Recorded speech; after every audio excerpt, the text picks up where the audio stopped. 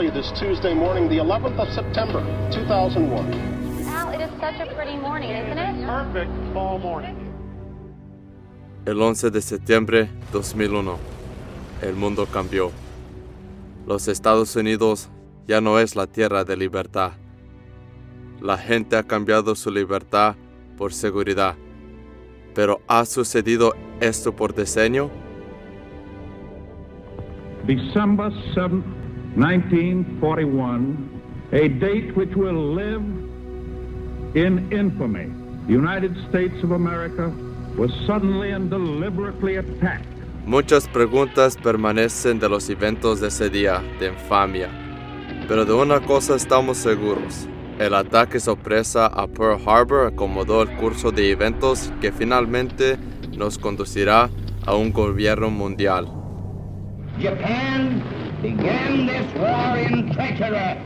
We shall end it in victory. Como resultado de la Segunda Guerra Mundial, las Naciones Unidas fue creada y el camino a un gobierno mundial fue acelerado.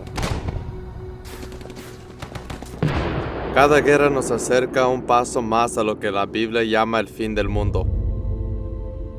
Puestos de control están siendo estabilizados por todas partes. El estado policial está aprisionando a la gente de los Estados Unidos. Y para aquellos que entienden las profecías bíblicas, lo que ha de venir no será una sorpresa. En el futuro, la Biblia enseña que cada persona en este planeta estará obligado que tome una marca para poder comprar y vender. Como nuestro sistema económico corriente se estrella y la tecnología se expande, el dinero en efectivo se está convirtiendo en una cosa del pasado. La realidad de una sociedad sin dinero efectivo no está lejos y de cierto ya está siendo implementada. A pesar de las negaciones por líderes religiosos, hombres malditos se encuentran trabajando día y noche para empezar un nuevo orden mundial. Podemos observar cómo rápidamente el fin se acerca. El escenario está siendo preparado para la operación del anticristo. Podemos escuchar las voces de aquellos que corrompen la Constitución de los Estados Unidos y promueven este sistema de gobierno mundial. A new world order. Y con todo esto a la vuelta de la esquina, esta película es más importante que nunca. El diablo trabaja en secreto estableciendo un gobierno mundial y una religión mundial en preparación para el anticristo.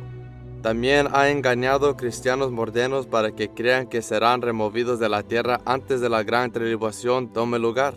Esta doctrina, conocida como rapto antes de la tribulación o rapto pre-tribulación, enseña que Cristo podría volver en cualquier momento y que no habrá señales de su venida. Como resultado de esta decepción, la mayoría de cristianos no se encuentran preparados para lo que la Biblia nos advierte que ha de venir. Aunque la Sagrada Escritura dice en Mateo 24 y en otros pasajes que el rapto tomará lugar después de la tribulación, predicadores famosos, colegios bíblicos y películas populares como Dejados Atrás han enseñado a las multitudes que el rapto puede ocurrir en cualquier momento. Y porque la mayoría de cristianos jamás han leído por sí mismos la Biblia completa, pocos son conscientes que el rapto pre-tribulación es un fraude que no se encuentra en la Sagrada Escritura. Pero si el rapto pre-tribulación no se encuentra en la Santa Escritura, ¿de dónde viene?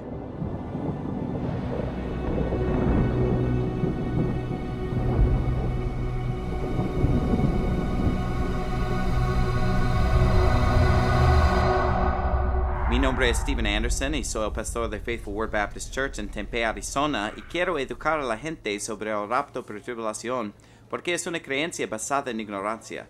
Y confío que si la gente ve la evidencia, ellos llegarían a la conclusión que el rapto por supuesto viene después de la tribulación. Me llamo Roger Jiménez, soy el pastor de Verity Baptist Church en Sacramento, California. Yo fui enseñado que el rapto es antes de la tribulación. Nunca tuve razón para cuestionar este tema. Predicadores nos lo enseñaron y lo acepté. Pero lo más que aprendí de esta doctrina, comencé a observar que no se encuentra en la Biblia, y yo siento que necesitamos enseñar la verdad al público.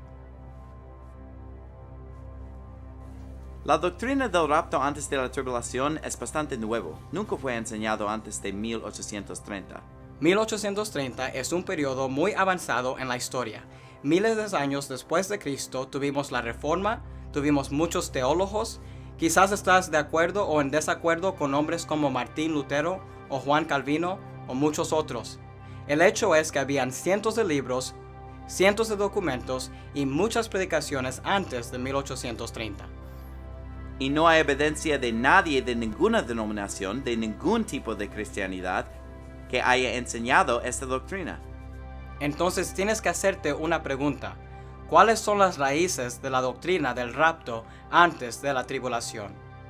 Uno de los primeros que proponían el rapto antes de la tribulación fue un hombre llamado John Nelson Darby.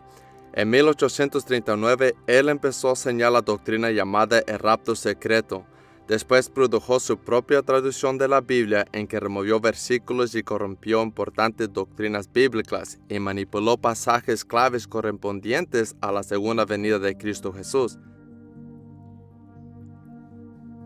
John Nelson Darby, conocido como el padre del dispensacionalismo moderno, promovió su teoría sobre el rapto pre-tribulación, adquiriendo aceptación entre bautistas cuando la imprenta de la Universidad Oxford publicó la Biblia de Estudio Scofield, a la cual contiene notas en los márgenes promoviendo el concepto de rapto secreto de Darby.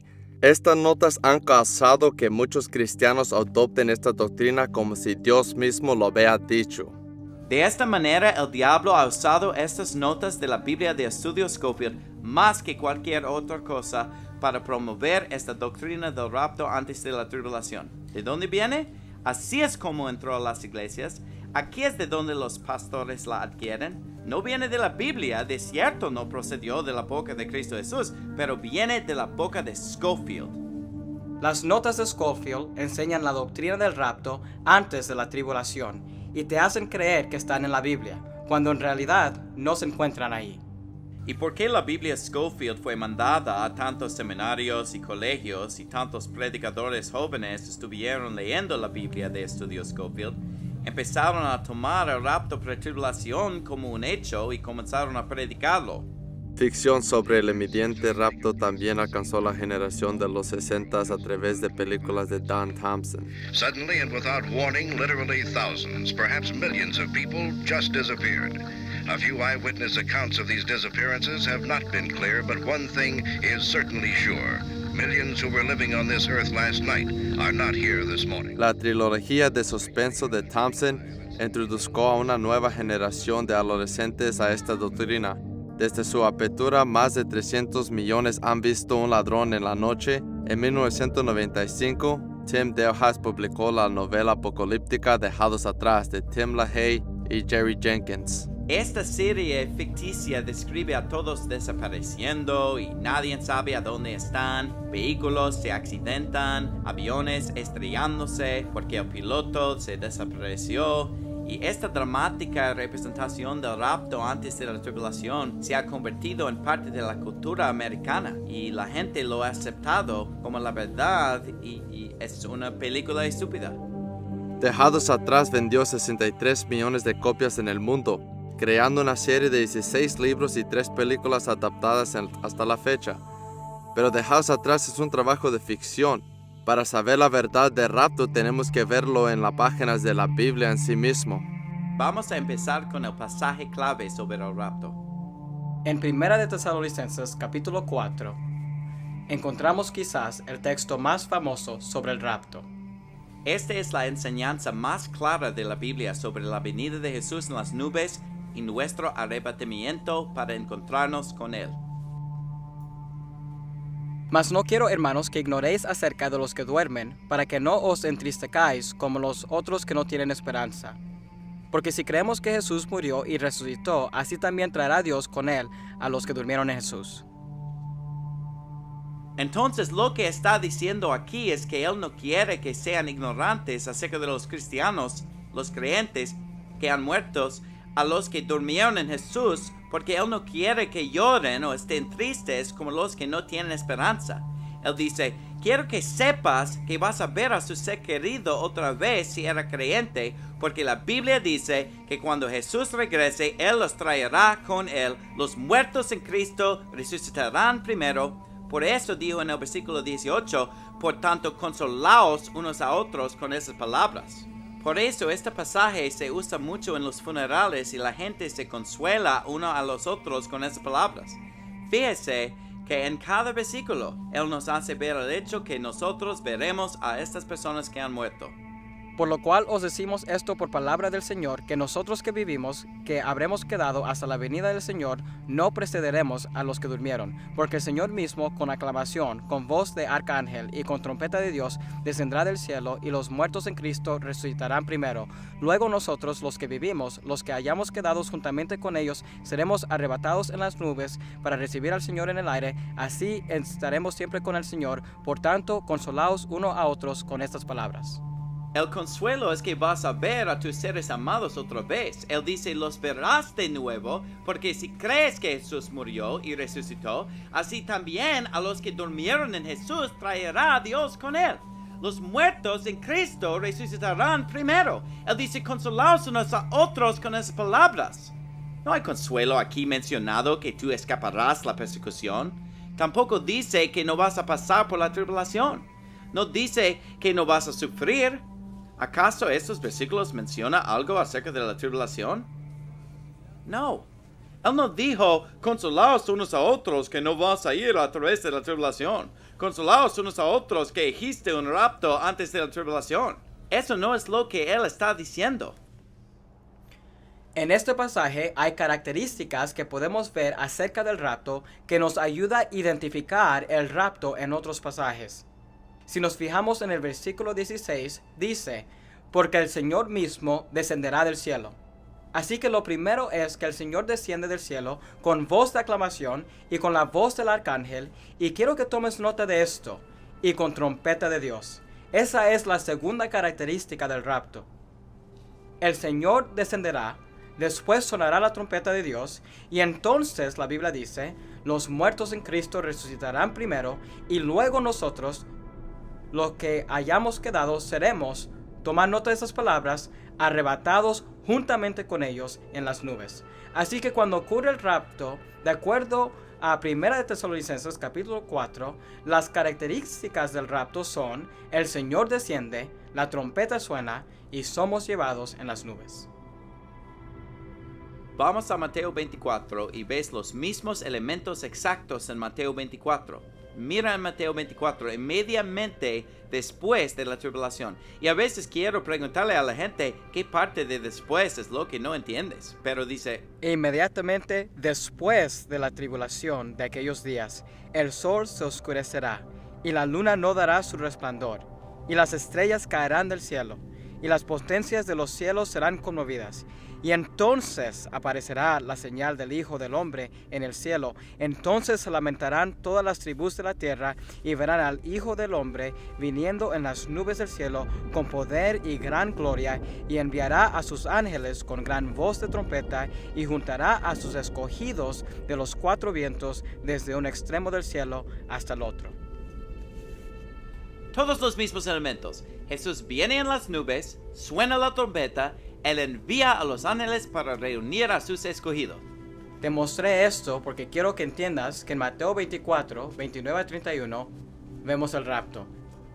Y cuando lo comparamos a 1 de Tesalonicenses, se coincide perfectamente. Vamos a Marcos 13. Marcos 13 dice más o menos las mismas cosas que dice Mateo 24. Es lo que podríamos llamar un pasaje paralelo. Vas a encontrar la misma predicación en estos dos pasajes. Puede ponerle lado a lado. Dice en versículo 24.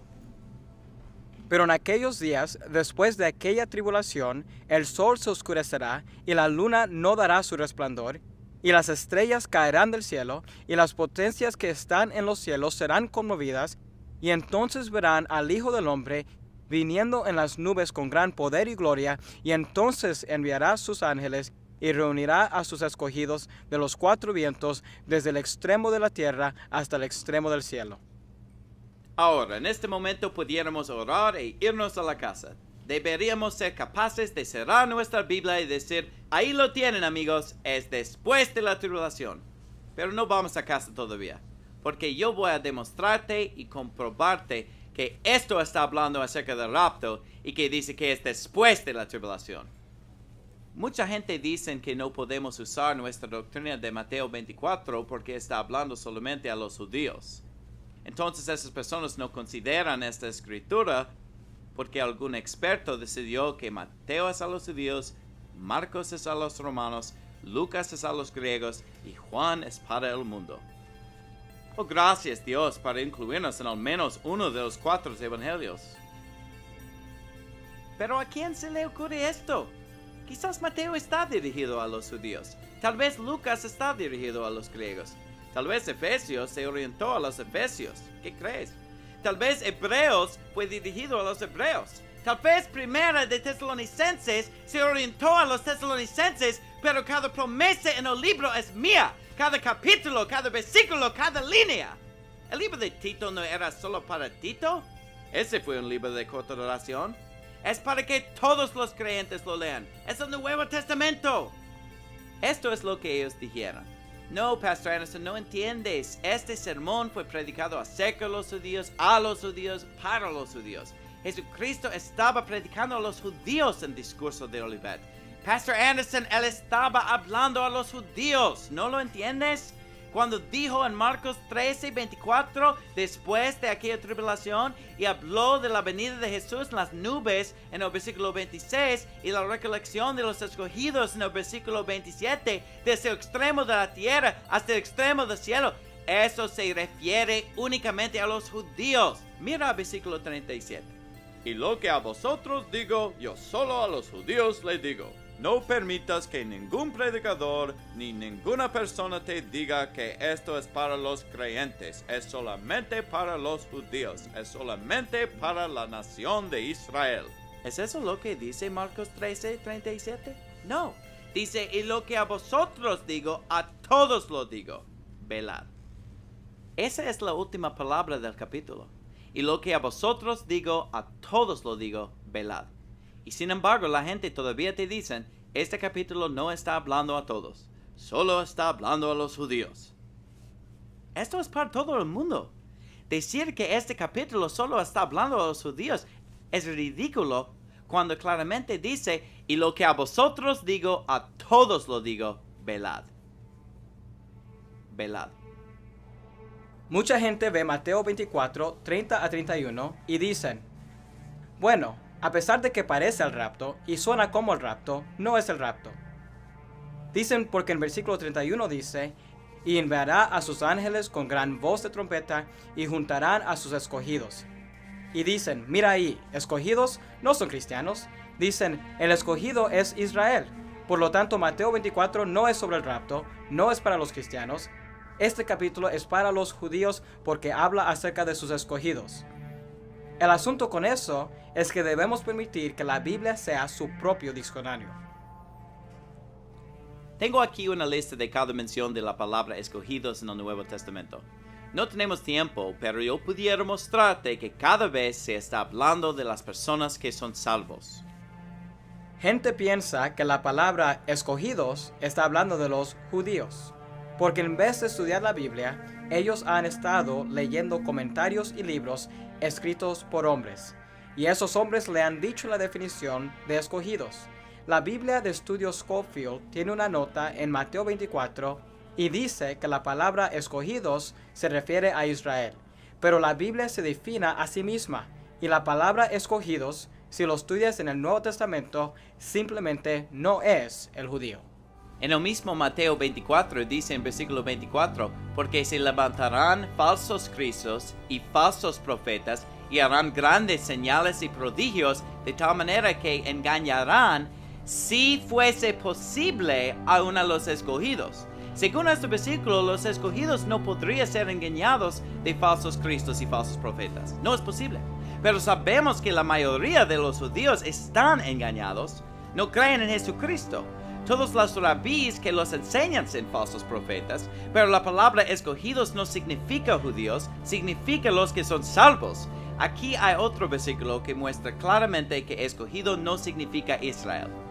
donde no hay griego ni judío, circuncisión ni incircuncisión, bárbaro ni escita, siervo ni libre, sino que Cristo es el todo y en todo. Vestidos pues como escogidos de Dios, santos y amados, de entrañas de misericordia, etc. Es claro en toda la Escritura, si permites que la Biblia se define por sí misma, que los escogidos no son los judíos, no es la nación de Israel. Los escogidos son los creyentes. Pueden ser griegos, pueden ser bárbaros, pueden ser de cualquier lugar. Si están vestidos en Cristo, ellos son considerados escogidos. Él dice, y enviará a sus ángeles con gran voz de trompeta, y juntará a sus escogidos, porque es el rapto de los creyentes.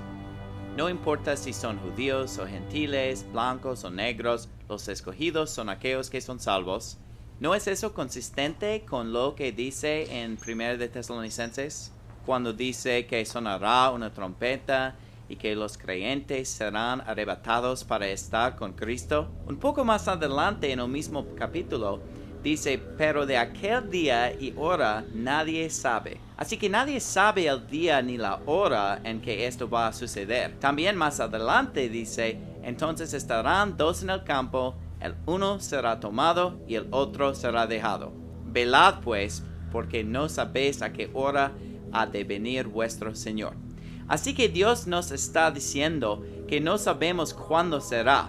No sabemos el día ni la hora, pero nos dice que es después de la tribulación, porque dijo que después de la tribulación el sol y la luna se oscurecerán. Entonces Jesucristo viene en las nubes, así que solo porque no sabemos el día ni la hora, no quiere decir que esto es algo que podría suceder en cualquier momento. Mucha gente lee estos versículos y dicen, podría suceder en cualquier momento, cuando acaba de terminar de decirnos que es después de la tribulación. Primero viene la tribulación, después el sol y la luna se oscurecerán, entonces Jesús viene en las nubes en el rapto. La razón por la cual la gente piensa que el rapto es antes de la tribulación es porque confunden la tribulación con la ira de Dios. Una forma de comprobar que la ira de Dios y la tribulación son dos cosas distintas es que en Mateo 24 dice, y inmediatamente después de la tribulación de aquellos días, el sol se oscurecerá y la luna no dará su resplandor. Entonces, si vas a Apocalipsis 6, donde lees acerca de cuando el sol y la luna se oscurecerán, cuando sea abierto el sexto sello, ahí dice, y el sol se puso negro como un saco de silicio, y la luna se volvió como sangre, exactamente lo que dice en Mateo 24. Y las estrellas del cielo cayeron sobre la tierra como caen los higos verdes de la higuera cuando es sacudida por un fuerte viento. Y el cielo se apartó como un pergamino que es enrollado, y toda montaña y toda isla fue movida de su lugar. Y los reyes de la tierra, y los magistrados, y los ricos, y los capitanes, y los poderosos, y todo siervo y todo libre, se escondieron en las cuevas y entre las peñas de las montañas. Y decían a las montañas y a las peñas, caer sobre nosotros, y escóndenos del rostro de aquel que está sentado sobre el trono y de la ira del Cordero, porque el gran día de su ira ha llegado. ¿Y quién podrá sostenerse en pie?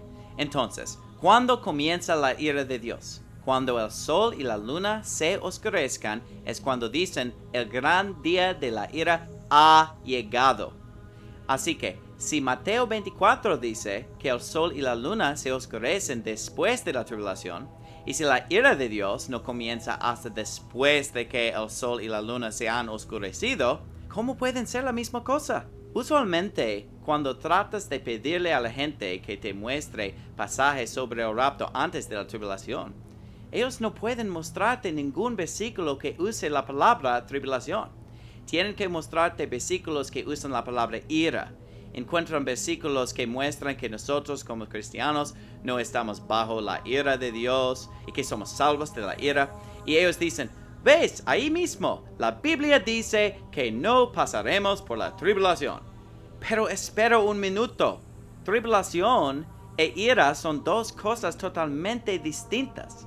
No hay ningún versículo que los creyentes de rapto pretribulación pueden mostrarte que use la palabra tribulación en él para probar su doctrina. Bueno, la ira de Dios y la tribulación son dos cosas totalmente distintas. A la mayoría de los cristianos les han enseñado en sus iglesias que estas dos cosas son la misma cosa.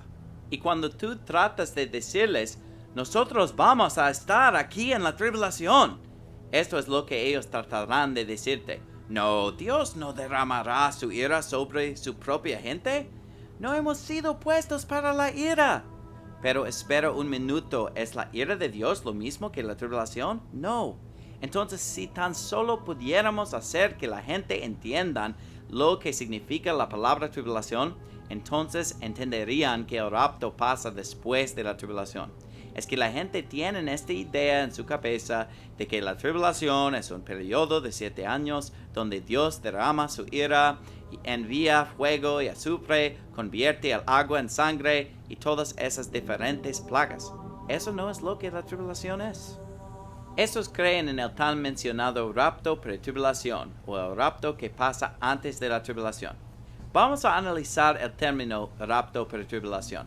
Esto tiene 3 elementos en él.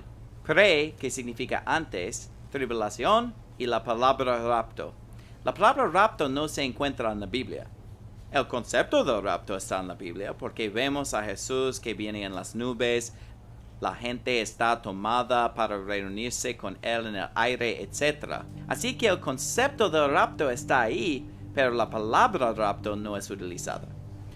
La palabra tribulación está usada 27 veces en el Nuevo Testamento.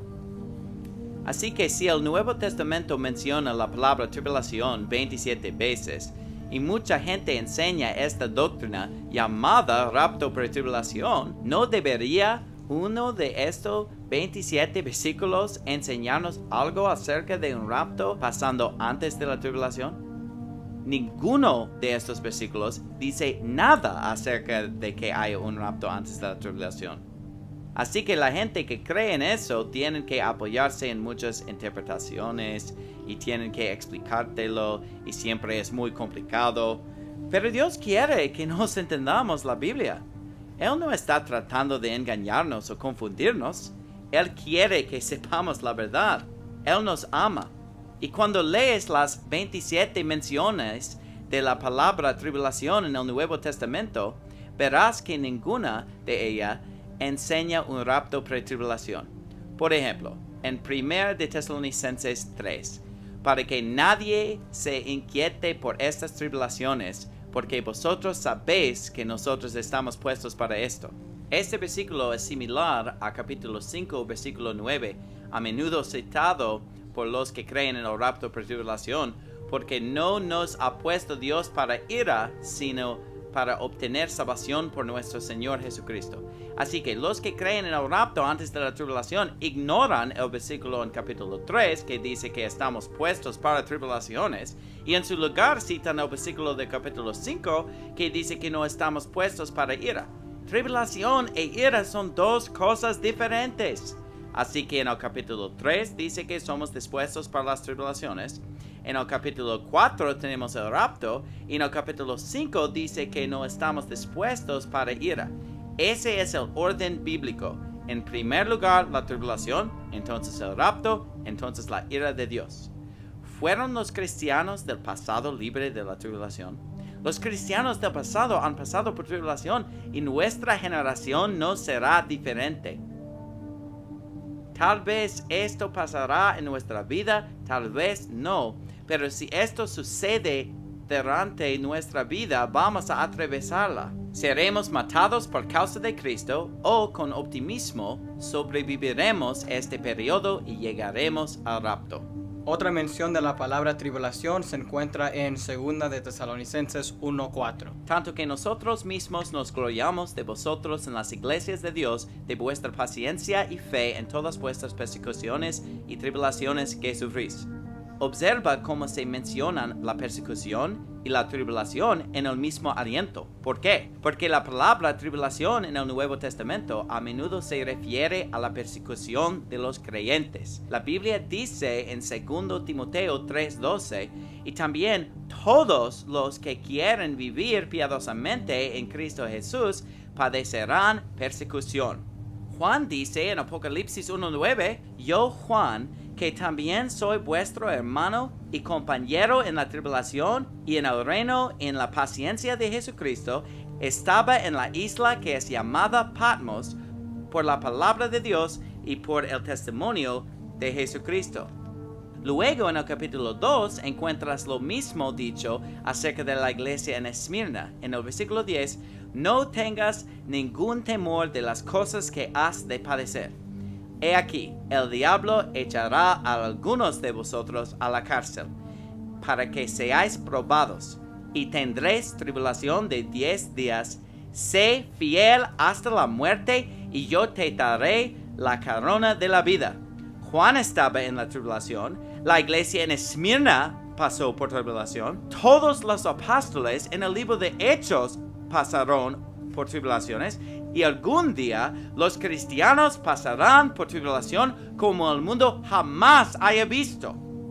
En la gran tribulación, algunos serán echados en la cárcel y algunos incluso serán matados por causa de Cristo. Eso es lo que la Biblia dice. En Hechos 14:22 dice, confirmando el alma de los discípulos, exhortándoles a que permanecieren en la fe y diciéndoles que es necesario que a través de muchas tribulaciones entremos en el reino de Dios. Es interesante que dice, a través de muchas tribulaciones entremos en el reino de Dios. Claramente dice que cuando entremos en el reino de Dios será a través de tribulaciones, no de que entraremos al reino antes de la tribulación. Dijo él, ánimo, es grandioso que nos habremos ido antes de la tribulación. No, él dijo, mejor confírmalos. Es mejor que los reafirmes sobre ciertas cosas. Es mejor que los fortalezcas. Es mejor que sepan que deben atravesar mucha tribulación, entrar al reino de Dios. En 2 de Corintios 7:4 la Biblia dice, grande es mi franqueza para con vosotros, grande es mi gloria de vosotros, lleno estoy de consolación, sobreabundo de gozo en todas nuestras tribulaciones. Él no dijo sobreabundo de gozo porque no voy a haber tribulación. Estoy muy gozoso de que seremos sacados antes de la tribulación. Eso no es lo que él dijo. Él dijo sobreabundo de gozo en todas nuestras tribulaciones. Me maravilla que cuando buscas en la escritura la palabra tribulación, encuentras muchas referencias de creyentes diciendo que están atravesando por tribulación. Dice, en todas nuestras tribulaciones. No es algo por lo que los creyentes no atraviesen, es algo por lo que los creyentes han atravesado siempre. Mantengan en la mente, amigos, Dios no está tratando de confundirnos. Es el hombre el que te ha confundido. Son predicadores los que te han confundido. Son programas de televisión y películas las que te han confundido. Dios no está tratando de confundirte. Si dejamos que la Biblia sea nuestro diccionario y que la Biblia define las palabras por nosotros, encontraremos que la palabra tribulación no es la ira de Dios, es persecución, es aflicción, es dificultad. ¿Pensarías que alguien pudiera mostrarte un versículo entre esas 27 menciones que diga que el rapto pasará antes de la tribulación? Por otro lado, yo puedo mostrarte donde la Biblia dice claramente que después de la tribulación Jesús viene en las nubes y los escogidos serán tomados juntos con él en las nubes. Así de simple. Pero ellos que creen en el rapto por tribulación tienen que usar elaboradas interpretaciones y lógica y bueno, como nosotros no sabemos el día ni la hora, quiere decir que puede suceder en cualquier momento, entonces debe ser que es antes de la tribulación. O te van a sacar una tabla complicada para explicártelo. Pero si tan solo tomas la Biblia y la lees tal cual es, lee el Nuevo Testamento comenzando en Mateo 1, cuando llegues a Mateo 24, ahí está, tan claro como él dijo, después de la tribulación, Jesús viene en las nubes. Dr. Kent Hovind es un evangelista famoso que por 38 años creyó y predicó el rapto pretribulacional. Ahora está encarcelado y como está en prisión, ha estado estudiando la Biblia y se ha dado cuenta que el rapto pretribulacional no se encuentra en las Escrituras. Y queremos darle una llamada para aprender más sobre lo que le hizo cambiar de mente. ¿Qué le hizo darse cuenta que es después de la tribulación?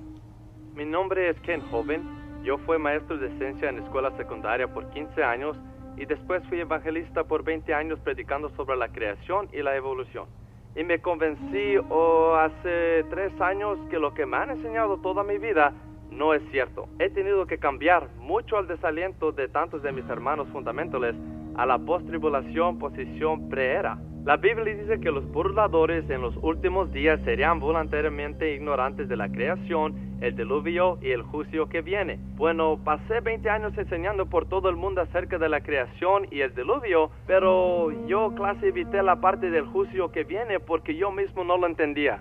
El libro de Mateo capítulo 24, Sermón de Jesús, los discípulos le preguntaron muy claramente cuál es la señal de tu venida y cuándo va a pasar. La misma historia es contada otra vez en Marcos capítulo 13 y Lucas 21. Así que copié páginas de la Biblia de todos los tres de estos pasajes y los puse lado a lado para hacer las cuentas paralelas. Y una vez que usted ha escogido todos los detalles, se volvió cada vez más claro que la idea de rapto pre-tribulación no era cierto.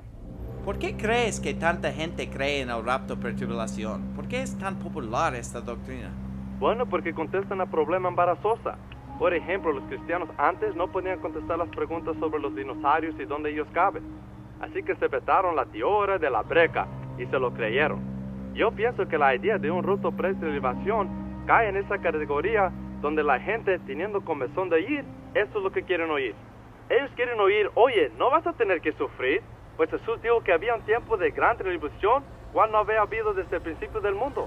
¿Piensas que la Inquisición española fue mala? ¿O que el holocausto nazi con los judíos fue malo? ¿O la persecución romana a los cristianos? Será peor que todos esos juntos. Wow, eso es increíble. El mundo empieza con Caín matando a Abel, los malos matando a los buenos. Sí. Ha sido así a través de la historia. Y Jesús nos dijo, cuando te maten o cuando nos persigan, alégrase, porque grandes son sus premios en el reino del cielo. Si sufrimos, también reinaremos con Él. Y de veras, tú estás encarcelado ahora mismo. Si realmente tomamos la definición bíblica de la palabra, ¿no dirías que estás pasando por tribulación ahora mismo? Oh sí, tribulación es lo que el mundo hace a nosotros y ha pasado por miles de años. Jesús dijo, en el mundo tendrás tribulación. Estén de bien ánimo, yo he vencido al mundo. Los cristianos deben de esperar tribulación y recibimos grandes recompensas si los pasamos pacientemente. ¿Por qué el tema de esta clase es religión extremista? Esto puede caer en esta categoría en la mente de algunos, de pensar que habrá un fin del mundo literal y que llegará la segunda venida literal de Jesucristo. Por eso quiero explicarles en pocas palabras, les quiero dar una línea de eventos que pasarán de acuerdo a la Biblia y cómo pasará todo esto. Pienso que la clave para entender el libro de Apocalipsis es entender cómo desglosar el libro por capítulos. Dios nos ha dado el libro de Apocalipsis para hacer una revelación, para revelarnos estas cosas y no para esconderlas. No es el libro de camuflar, es la revelación de Jesucristo y Dios quiere que sea entendido fácilmente. Por eso nos lo dio en un formato que es fácil de entender. Cuando comienzas a leer en el capítulo 1, estás más o menos en el tiempo de Cristo, porque Juan está en la isla de Patmos y Juan ha sido perseguido por predicar el Evangelio. Entonces estamos hablando de menos de un siglo después de la venida de Cristo al mundo. Luego él recibe una visión donde él mira al Señor Jesucristo que se le aparece. Después, en el segundo y tercer capítulo, Jesucristo le da un mensaje a las 7 iglesias en Asia, y estas eran 7 iglesias que existían en el primer siglo. Después, en los capítulos 4 y 5, vemos la visión en el cielo donde describe los eventos que están pasando en el cielo. Luego, en el capítulo 6, entramos en los eventos de la tribulación. El capítulo 7 es donde vemos la gran multitud que aparece en el cielo. Obviamente el rapto. Todas las naciones y tribus están representadas ahí. En los capítulos 8 y 9 tenemos a Dios derramando su ira sobre la tierra. El capítulo 10 es un capítulo entre paréntesis que habla de unas cosas que pasan antes que se suene la séptima trompeta. Después, en el capítulo 11, la séptima trompeta se toca. Los primeros 11 capítulos mantienen un orden cronológico que tiene perfecto sentido. Ahí se comienza el tiempo de Cristo en lo que es el mismo siglo de Cristo. Entonces entras a los eventos del futuro, la tribulación, después el rapto y después Dios derrama su ira. Y luego, cuando suena la séptima trompeta en el capítulo 11, hay una finalidad, donde él dice, los reinos de este mundo han venido a ser de nuestro Señor y de su Cristo y reinará para siempre, jamás. Pero lo que es interesante es cuando llega al final del capítulo 11, tiene una finalidad. Cuando entras en capítulo 12, hay un gran cambio de marcha en el libro de Apocalipsis, porque en el primer versículo del capítulo 12 dice: Y apareció en el cielo una gran señal, una mujer vestida del sol y la luna debajo de sus pies, y sobre su cabeza una corona de 12 estrellas. Y estando embarazada, clamaba con dolores de parto y angustia por dar a luz. Y fue vista otra señal en el cielo, y aquí un gran dragón bermejo que tenía 7 cabezas y 10 cuernos, y en sus cabezas 7 diademas. Y su cola arrastró la tercera parte de las estrellas del cielo y las arrojó sobre la tierra, y el dragón se paró delante de la mujer que estaba para dar a luz, a fin de devorar a su hijo tan pronto como naciese. Pon mucha atención al versículo 5. Y ella dio a luz un hijo varón, el cual había de regir todas las naciones con vara de hierro, y su hijo fue arrebatado para Dios y para su trono. Obviamente el niño es Jesucristo, porque la Biblia habla de Jesucristo gobernando la tierra con vara de hierro. Y esto se refiere al reino milenario de Cristo que vendrá en el futuro. La mejor manera que puedo ayudarle a entender el libro de Apocalipsis es que lo cortes por la mitad después del capítulo 11. De 1 al 11 es una mitad, y 12 a 22 es la otra mitad. Y si pones esas dos mitades de lado a lado, verás los mismos eventos por 2 ángulos distintos. ¿Por qué Dios haría esto? ¿Por qué nos contaría la misma historia 2 veces en el libro de Apocalipsis? Porque nos dice el Evangelio 4 veces en Mateo, Marcos, Lucas y Juan. Porque nos dio los libros de Primero y Segundo Reyes, y después Él nos dio Primera y Segunda Crónicas para darnos otro ángulo, otra perspectiva, que podemos aprender mucho comparando los libros de los Reyes con los libros de las Crónicas, y comparando Mateo a Marcos y Marcos a Lucas y Lucas a Juan. Y estos nos dan diferentes perspectivas. En la misma manera podemos entender el libro de Apocalipsis. Esto te ayudará a entender el libro de Apocalipsis cuando entiendas la cronología. Mucha gente piensa que el libro de Apocalipsis no tiene un orden cronológico, pero la frase después o después de esas cosas ocurre 10 veces en el libro de Apocalipsis. Dios nos está dando una orden de eventos. Es una manera ridícula tratar de estudiar la Biblia y negar que cuando la Biblia dice después no está en orden cronológica. Por ejemplo, en Juan 3:21 dice: pero el que obra verdad viene a la luz, para que sea manifestado que sus obras son hechas en Dios. El versículo 22 dice: después de estas cosas. Y sería ridículo para mí decir: no, el versículo 22 viene antes que el versículo 21, cuando el versículo 22 dice después de estas cosas. Todos dijéramos: claro, así es como está escrito, y eso es lo que significa. Pero cuando llegamos al libro de Apocalipsis y 10 veces uno lee después o después de estas cosas, hay gente que dice: no está en orden cronológica. Es una manera incorrecta de leer la Biblia.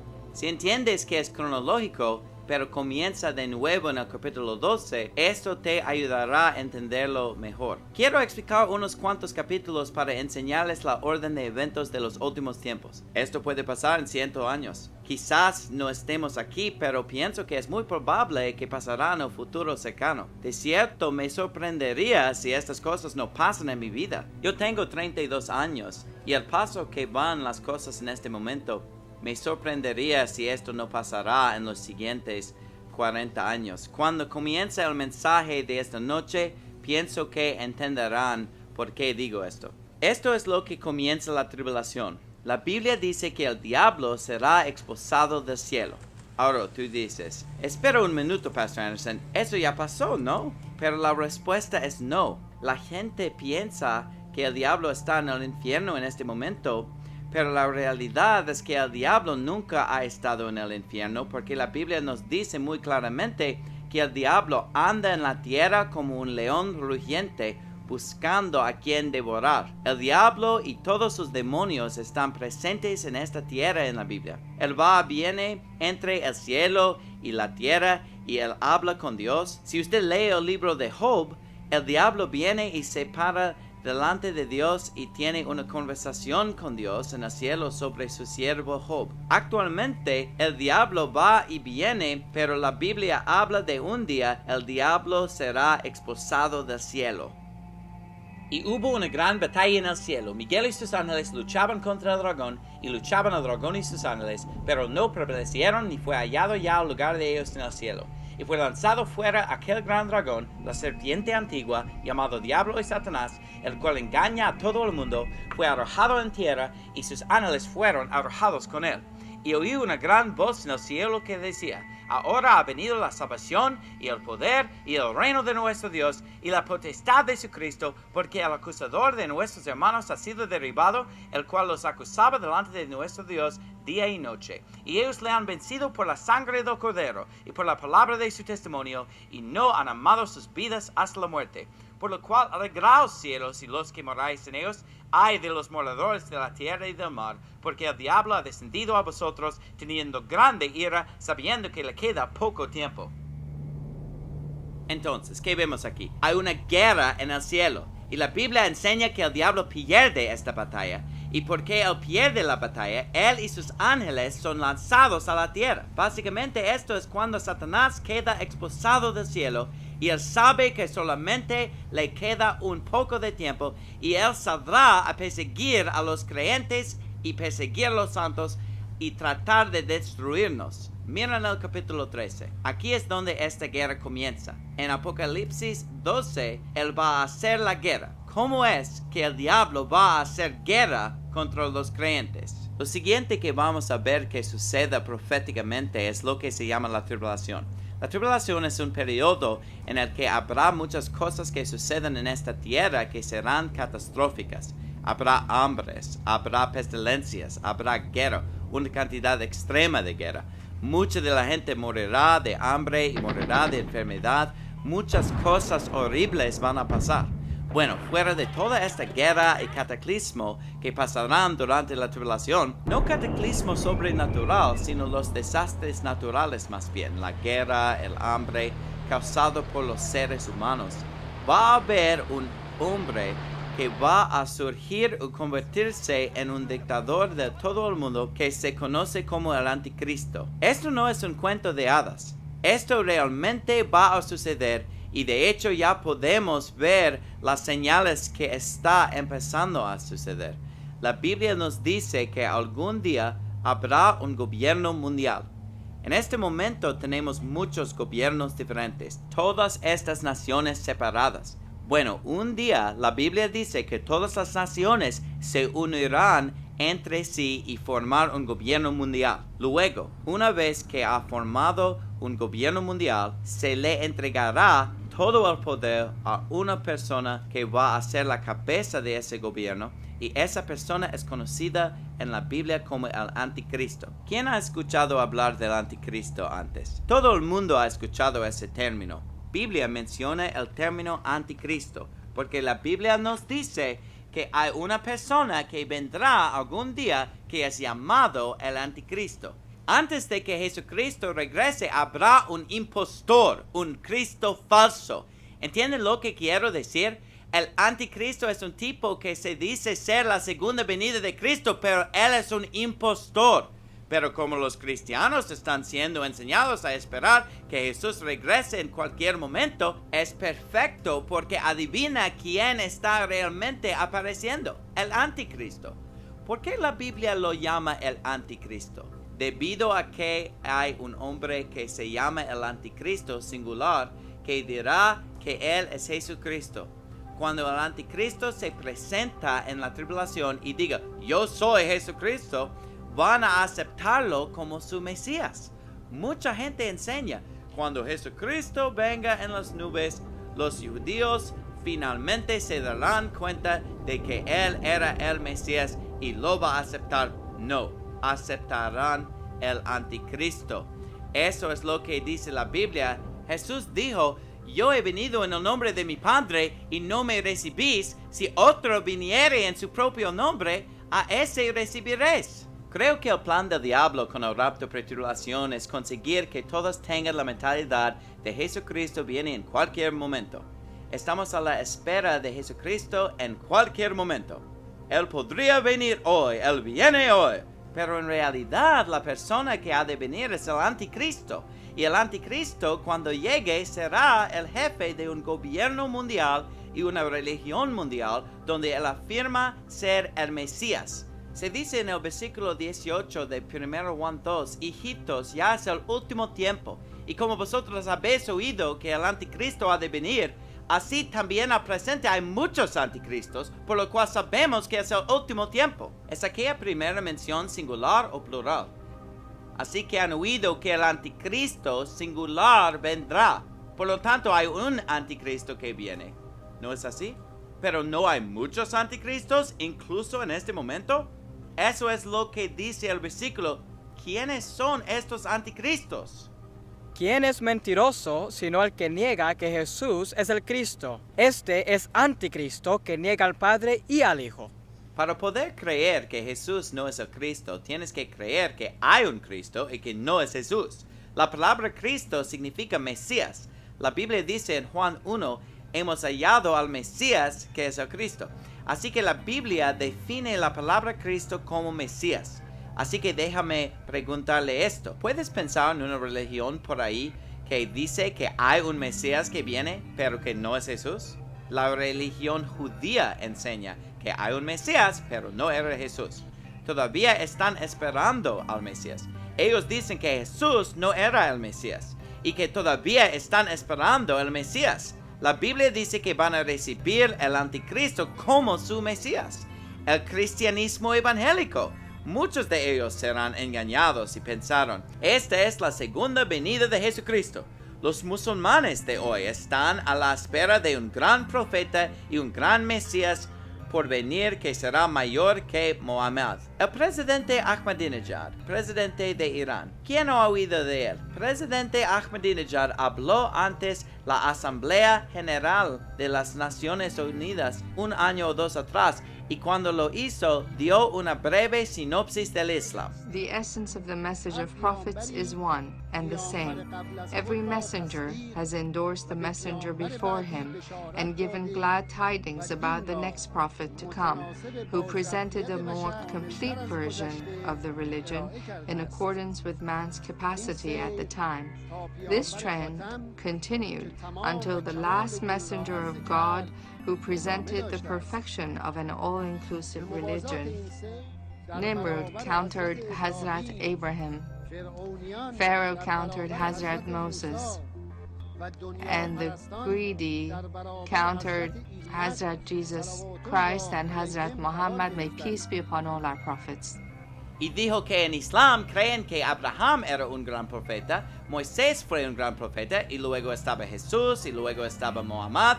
Y básicamente lo que Ahmadinejad dijo fue que cada uno de esos hombres trajo más verdad que el que vino antes, de acuerdo a cómo la humanidad estaba preparada para recibirlo. Trajeron más iluminación y más detalle y más verdad. Dijo que en el futuro otro profeta vendrá que incluso será mayor que Muhammad y traeré el siguiente nivel de iluminación. Así que Islam está en busca de una figura mesiánica que está por venir. Ellos están esperando al Imam Mahdi. O God, hasten the arrival of Imam al-Mahdi and grant him good health and victory, and make us his followers, and those who attest to his rightfulness. Los budistas están en busca de la venida del quinto Buda. Los que están en el Tíbet, que siguen al Dalai Lama, ellos creen que el Dalai Lama sigue siendo reencarnado en otra persona, el espíritu del Dalai Lama. Ellos van a creer que el anticristo es la nueva encarnación del Dalai Lama. Los musulmanes lo verán como el Imam Mahdi. Los cristianos lo mirarán como la segunda venida de Cristo. Los judíos lo verán como el Mesías. Todas estas grandes religiones se unirán alrededor de él y la gente va a decir, ¿no es genial la forma en que todos estamos uniendo por fin? Estamos dejando de lado nuestras diferencias y este hombre es tan maravilloso y van a adorar a este hombre, este impostor, este anticristo, si va a venir. El gobierno mundial lo pondrá en el poder y darle todo el poder, y también declararán que Él es Dios. Ellos declaran como la segunda venida de Cristo. Él básicamente será asesinado. La Biblia dice que va a recibir una herida mortal en la cabeza, pero su herida mortal se curará y él va a volver a la vida. Entonces él va a ser proclamado como la segunda venida de Jesucristo. Él va a ser proclamado como Dios en la carne y todas las naciones del mundo, todos los pueblos del mundo adorarán a este tipo. Básicamente cada religión lo aceptarán como su Mesías.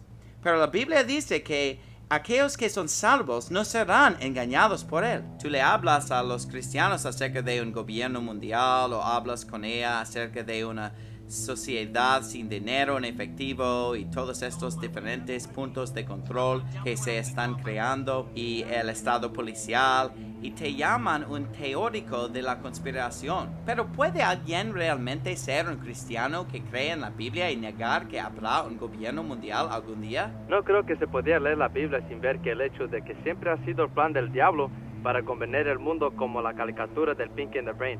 Él quiere un gobierno mundial. Él quiere ser Dios. Cuando este hombre está gobernando el mundo entero, él ordenará que todos reciban lo que se llama la marca de la bestia. ¿Quién ha oído de la marca de la bestia? La Biblia dice que la marca de la bestia será algo en su mano derecha o en su frente y que nadie podrá comprar ni vender sin tener esta marca. Gente a lo mejor leyeron esto hace cientos de años atrás y pensaron, ¿cómo puedes hacer esto? ¿No puedes pagar con efectivo? Este dinero que tengo en mi mano, esta nota de la Reserva Federal, es un pedazo de papel. No tiene ningún valor intrínseco. Cuando ves a una sociedad sin dinero en efectivo, más y más nos estamos alejando de usar dinero en efectivo. There will be a time when physical money is just going to cease to exist. So is paper money a relic of a bygone era? 95% of the transactions in America or more now have nothing to do with physical pieces of paper or coins. Have you ever wondered if one day cold, hard cash will simply cease to exist? It's a reality that some say that we should accept. Greenbacks and coins have become an inconvenience. The principle is that we have to move this economy from a cash-based economy to a cashless economy. This involves the banks, it involves the telecoms companies, it involves providers of ATMs and POSs. It involves a cultural change. Just what do you call money these days? Is it a handful of coins and notes? Or are cards taking over? And are some forms of money coming to the end of their lives? Supongamos que todas las tiendas en la ciudad digan, no estamos tomando dinero en efectivo. Supongamos que ellos digan, no estamos ni siquiera tomando cheques o tarjetas de crédito porque hay demasiado fraude, demasiadas tarjetas de crédito robadas y muchos cheques sin fondos. Tienes que hacer una transacción electrónica. Seamos realistas, el dinero en efectivo no vale nada de todos modos. Es un pedazo de papel. Pudiera ser dinero de Monopoly. No es oro, no es de plata. Entonces primero nos ha acostumbrado a usar pedazos de papel que no valen nada. Hoy puedo intercambiar ese pedazo de papel por bienes y servicios, pero si alguien dijera mañana ese dinero no vale nada, entonces no valdría nada.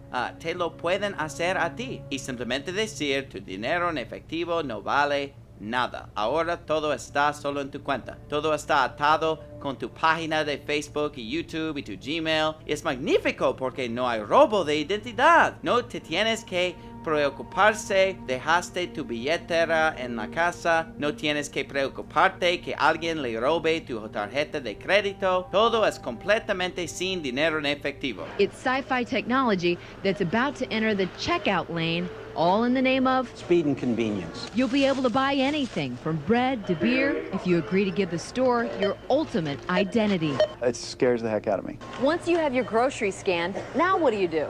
Touch your index finger to the image reader and you've paid in about 3 seconds, all with the touch of your fingertip. It's called biometrics, an automated way to recognize you based on your unique biological characteristics.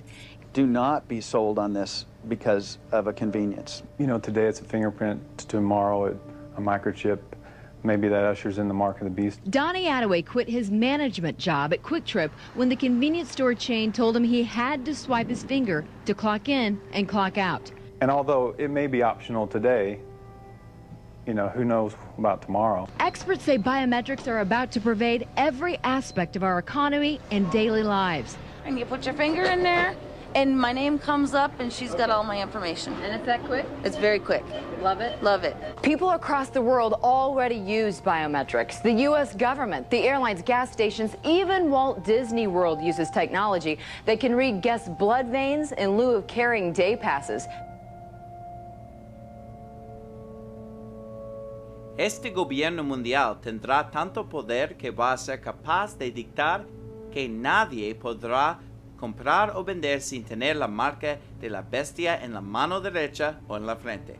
Esto podría ser una especie de un microchip implantable, donde para comprar o vender solo tendrás que escanear este microchip. Lo que va a pasar un día es que van a decir, este dinero en efectivo es inútil. Tienes que escanear para pagar. Todo es electrónico. Y tu dinero es basura. Vale igual que caca. Vas al supermercado, escaneas tus compras y luego simplemente ¡pip! Y si no tienes una mano, no hay problema. Podemos ponerle en tu cabeza porque todo el mundo tiene una cabeza. Tú solo ¡pip! En la salida de caja. Celulares están empezando a tener un escáner. Así que, digamos que hay un intercambio de bienes o servicios entre dos personas. Eso será $10. Dame tu mano derecha para que la pueda escanear con mi smartphone. ¡Pip! Bien, ahora acabo de tomar el dinero de su cuenta. O acabas de darle una lección de piano a mi hijo. Déjeme le pagó. ¡Pip! Piénsalo, el smartphone se puede utilizar para escanear la marca de la bestia y no se puede comprar ni vender sin ella. In medical news tonight, a chip the size of a grain of rice could save your life. The year is 2017. You're rushed to a hospital unconscious with no ID or medical history, but thanks to a microchip under your skin, it's all there. Science fiction 20 years ago, but a biometric reality today. I think it is possible to free us completely of our wallets and keys using biometric technology, if that's what people want in 10 years' time. The challenge is to safeguard our privacy in a brave new world. New microchip technology now makes it possible for the emergency room staff to find out about your medical history at the touch of a computer key. So many emergency physicians have to operate blind. We have to make medical decisions not knowing what medicines you take or what allergies you have. Harvard Dr. John Halomka says this radio frequency identification chip may solve that problem. He had it implanted in his right upper arm. A scanner reads an identification number. Those 16 digits are then entered into a secure website where his medical history is stored. EMT worker Brian Orsatti says the chip could help emergency workers. One of the big things is if you ever have some type of trauma patient where they come in and they're unable to give you their information and or their medical history. Dr. Halomka says the benefits are clear. I'm a rock climber, and I believe that if I fall off a cliff and you find me unconscious, the comfort of being able to scan me and figure out who I am outweighs my concern for privacy. The chip is encased in unbreakable glass and is about the size of a grain of rice. The procedure is done with anesthesia and is relatively pain-free. It's like putting a knitting needle under your skin. But in this case, he says getting something under your skin is a good thing. It starts like this. Here's his cat. 5 years later, we found out she's back. Then somebody says, well, you know, if it's good enough for a cat, Suki, I've got mom and dad at home, and dad kind of wanders off sometimes, and maybe we could put in a microchip with his medical records in case something ever happens. Sounds good. And then somebody says, well, if it's good enough for my cat, good enough for grandma and grandpa, what about my baby? No more Amber Alerts. Never having to worry about that fear of an abducted child. And then we say, well, you know what? Maybe we should have them. And on that chip, we're going to have everything. Credit cards, driver's license. Think about it, Metro card. I'm thinking. No more wallets. Think about this. You don't carry keys anymore. So the question I want everybody at home to ask is that a good idea? Because that's where we're going next. It's too sci-fi for me, I'm telling you that. It's too here. much. I know it's here with pets and in a limited basis, but for humans But your and child. your child, I mean, come on. Pero vemos ahora la tecnología que se está desarrollando que haría que sea muy fácil para nadie poder comprar o vender sin tener esa marca. La mayoría de las personas solo tienen 7 o 10 días de comida en su casa. Así que si usted no puede comprar o vender, vas a tener muchos problemas. Y la Biblia dice que también va a haber una ley que dice que si no vas a adorar al anticristo te van a matar. Este hombre es genial. Está haciendo muchas grandes cosas. Él está reuniendo a las personas. Solo una pega: sube a bordo o ser condenado a muerte. Cuando oyes eso o cuando aprendes eso, probablemente dirás: bueno, en ese caso, creo que todos vamos a morir. Creo que todos vamos a ser decapitados. Y la Biblia habla de nosotros siendo decapitados. Pero aquí está la cosa. Si esto se permite que continúe, tienes razón, todos los creyentes serían matados. Piénsalo, mirar a la tecnología, mira las cámaras de seguridad que están por todas partes, los satélites. Ahora la policía está utilizando aviones no tripulados con cámaras para volar y espiar a usted. ¿Has visto eso? Drones de vigilancia. Ahora te están instalando micrófonos en las esquinas para que puedan escuchar lo que estás diciendo. Y es como la novela distópica 1984. Esta es la forma en que nuestro país se está convirtiendo en una sociedad de vigilancia total. Antes tú simplemente te subías en un avión. Ahora tienes que ser molestado por el TSA. Ahora tienes que pasar por un escáner de cuerpo desnudo. Tiene que tener identificación contigo en todo momento y la policía están constantemente: ¿dónde está tu identificación? ¿Dónde están sus papeles? Sus papeles no están en orden. Y ese es el país en que estamos viviendo ahora. Y esto va a continuar hasta el punto en que va a ser muy difícil escapar de este planeta prisión. Pero permítame decirle lo siguiente: no vamos a morir todos. Muchos morirán. Muchos cristianos serán decapitados y matados por la causa del Cristo. Pero voy a decir esto: haremos que no maten a todos, porque esto será abreviada. Y la Biblia dice: y si aquellos días no fuesen acortados, ninguna carne sería salva, mas por causa de los escogidos aquellos días serán acortados. Y la Biblia dice que en medio de todo eso, Jesucristo volverá.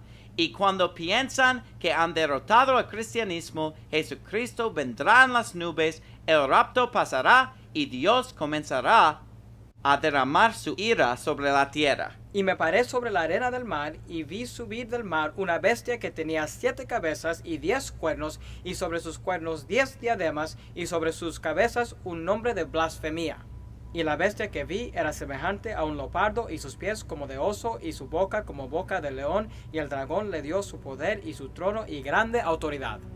Entonces esta bestia, la Biblia dice que el dragón le dio su poder y le dio su asiento y le dio su autoridad. Vea el versículo 3. Y vi una de sus cabezas como herida de muerte, y su herida de muerte fue sanada, y se maravilló toda la tierra en pos de la bestia. Y adoraron al dragón que había dado autoridad a la bestia, y adoraron a la bestia diciendo: ¿quién es semejante a la bestia, y quién podrá luchar contra ella? Y le fue dada boca que hablaba grandes cosas y blasfemias, y le fue dada potestad de actuar 42 meses. Ahora, 42 meses suena como el tiempo y tiempos y medio tiempo y 1260 días. Él dice en el versículo 6: y abrió su boca en blasfemia contra Dios para blasfemar su nombre y su tabernáculo y a los que moran en el cielo. Mira esto, el versículo 7.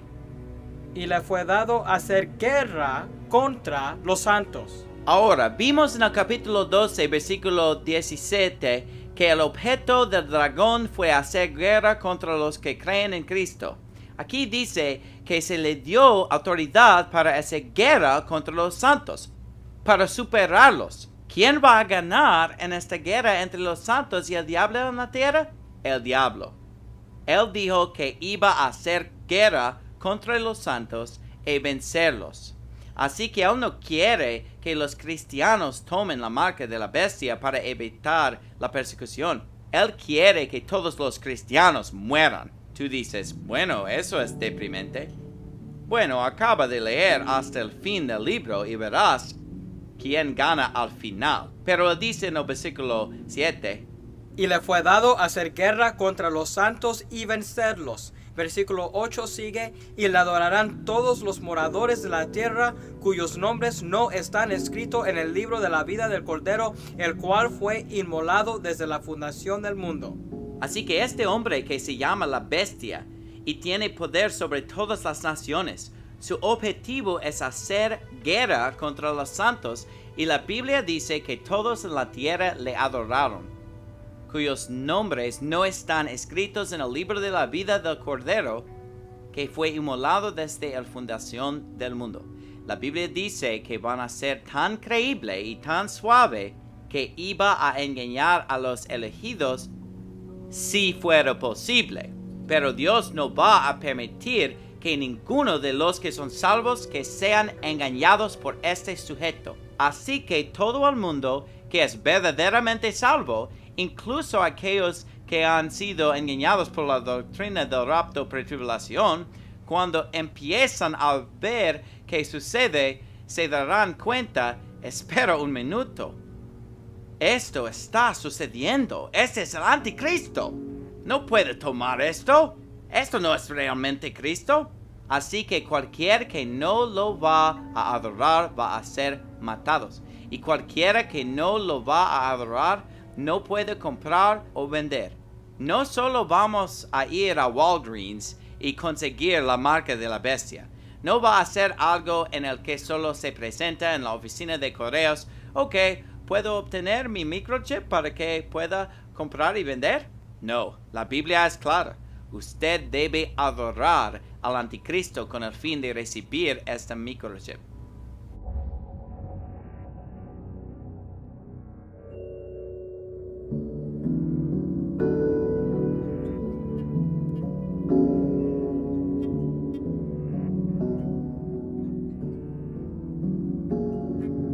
No solo eso, pero si lo piensas, el transporte ahora está tan controlado. Hay puestos de control en las carreteras. Si se trata de ir en un avión, el TSA te va a hacer pasar por el escáner de cuerpo desnudo. Y así parece que la regía de control está en lugar para que no seas capaz de funcionar sin la marca de la bestia. Exactamente, y vamos a ser villanizados. Cualquiera que no coopera con este maravilloso nuevo orden mundial que están planeando va a ser visto como el enemigo. Por ejemplo, en la escuela, cuando vas a tomar tu kindergartner para ponerlo en la escuela y te dicen que usted no puede venir a la escuela a menos que esté vacunado. Bueno, ¿qué pasa si usted tiene la aversión a las vacunas y les dices, oye, creo que este puede ser la casa del autismo y puede ser la casa de una serie de cosas? No estoy seguro, pero no quiero correr el riesgo y no veo ningún equivalente bíblico de vacunación donde pone un poco de veneno en su cuerpo para ser inculados contra más. El hecho es que la escuela dice que no puede venir a menos que esté vacunado. Sí. Entonces ahora tienes que hacer una decisión. ¿Te colocas por tus convicciones o te inclinas y le das a tu niño la vacuna por conveniencia? Será lo mismo con la marca de la bestia. Fue igual hace 80 años con los números de seguro social. La gente tenía una aversión a tener un número. Oh, ¿soy un número? Y luego poco a poquito llegó el momento donde todo el mundo tiene uno y no siquiera piensan en ello. Es ese paso 1, 2 o 3 hacia el objetivo final de ser un reino solo mundial. El diablo es expulsado del cielo. Él sabe que tiene poco tiempo, va a hacer guerra contra los creyentes. ¿Y qué hace? Lo hace poniendo a un hombre en poder, y el dragón le dio su poder sobre el mundo entero, y este hombre va a llevar a cabo la guerra del diablo contra los santos. En Apocalipsis 13:11 dice, después vi otra bestia, y sigue en el versículo 12, y ejerce todo el poder de la primera bestia en presencia de ella, y hace a la tierra y a los moradores de ella adorar la primera bestia, cuya herida de muerte fue sanada. Así que aquí este hombre está demandando adoración. Sigue en el versículo 14 y 15, y engaña a los moradores de la tierra con las señales que le han sido dado a hacer en presencia de la bestia, mandando a los moradores de la tierra que le hagan imagen a la bestia que tiene la herida de espada y vivió. Y le fue dado que diese vida en la imagen de la bestia, para que la imagen de la bestia hablase e hiciese que todos los que no adorasen la imagen de la bestia fuesen muertos. Dices que en el mundo es la imagen de la bestia que se le da vida. Lo más que nos acerquemos a esto, creo que vamos a poder entender el tipo de tecnología un poco mejor. Así que realmente no sé exactamente qué tipo de imagen que va a hacer esto. Pero puede hablar y hará que cualquiera que no dará la adoración sean matados. Ahora, esto me recuerda a Daniel capítulo 3. Nabucodonosor hizo una gran imagen y tenían que adorar a esa imagen, y si no adoran la estatua, fueron matados. Vea el versículo 16. Aquí está la clave. Y hace que todos, pequeños y grandes, ricos y pobres, libres y siervos, se les ponga una marca en su mano derecha o en su frente, y que ninguno pueda comprar o vender sino el que tenga la marca o el nombre de la bestia o el número de su nombre. Versículo 18 sigue: cuente el número de la bestia, porque es el número del hombre, y su número es 666 o 666. Este es un método que el diablo usa para hacer guerra contra los santos. También hace que sea imposible para los santos de comprar o vender, ya que no tienen la marca de la bestia, y la marca de la bestia solo va a ser dada a los que adoran a la bestia. Y los salvos, los que son santos, ellos no van a adorar a la bestia. La Biblia es clara en Mateo 24 y en otros lugares. Así que no van a ser capaces de comprar o vender, y que van a tener una sentencia de muerte sobre ellos. Ahora, imagínate un mundo donde no puedes comprar ni vender y donde hay un orden para que seas condenado a la muerte. ¿Te imaginas lo difícil que sería para sobrevivir en un mundo así? Y no dije en una nación, no dije en un país, dije en un mundo así.